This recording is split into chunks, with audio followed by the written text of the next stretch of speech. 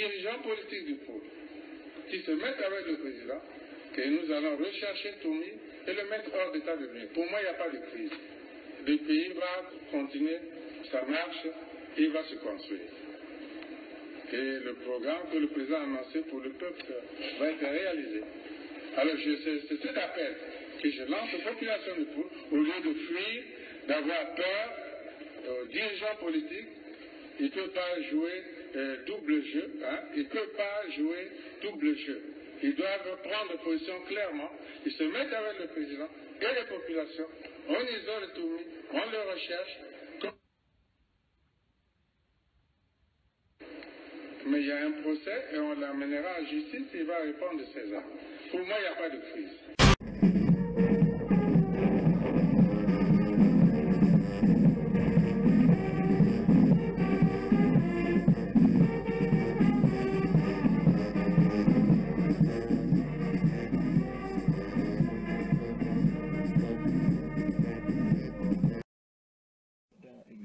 Abordons la situation d'insécurité dans le département du Pôle. Andrea Mazella pense qu'il s'agit d'un problème national qui nécessite une discussion si l'on voudrait des vraies solutions. Le Pôle a des problèmes très concrets, qui à la fin sont des problèmes politiques, que la politique peut résoudre. Et le Pôle, c'est un problème à l'échelle nationale, qui intéresse la majorité aussi bien que l'opposition, que les hommes politiques, les intelligences politiques du pays se confrontent à ces sujets.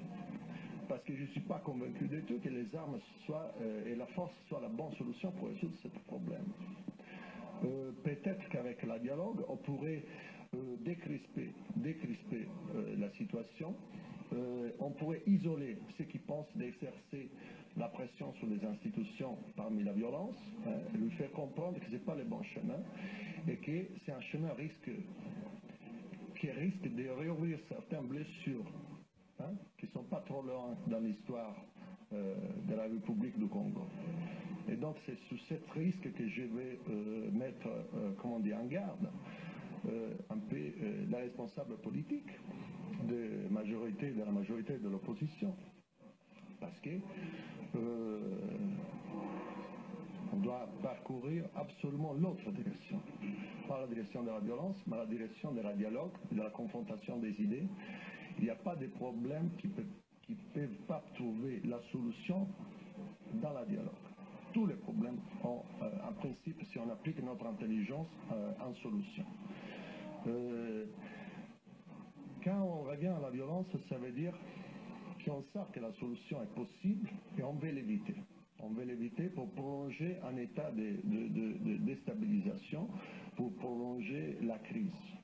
On a peur de la dialogue. Pourquoi avoir peur de la dialogue? Pourquoi ne pas accepter de venir voir, par exemple, l'initiative qui a lancé les maires de Brazzaville de vivre ensemble? Venir au moins voir. Qui pourrait se prendre la responsabilité de dire non, je renonce a priori. Ça, c'est déjà une responsabilité grave dans une situation où, comme vous le... Notre pays a besoin de calme, a besoin de quiétude pour avancer ensemble. Donc, je plaide de vivre ensemble. Donc, il y a l'instabilité à la limite, confrontation armée dans les pays. Il faudrait venir voir, il faudrait venir parler, prendre des contacts et chercher d'aider les pays à passer cette triste moment pour travailler ensemble à la construction de nouvelles institutions. Pour terminer, l'ambassadeur d'Italie au Congo a reprécisé que la violence ne doit pas être une arme politique, car au finish, ce sont les populations qui paient toujours le lot. Maintenant, on va vous demander de regarder la caméra qui est en face de vous.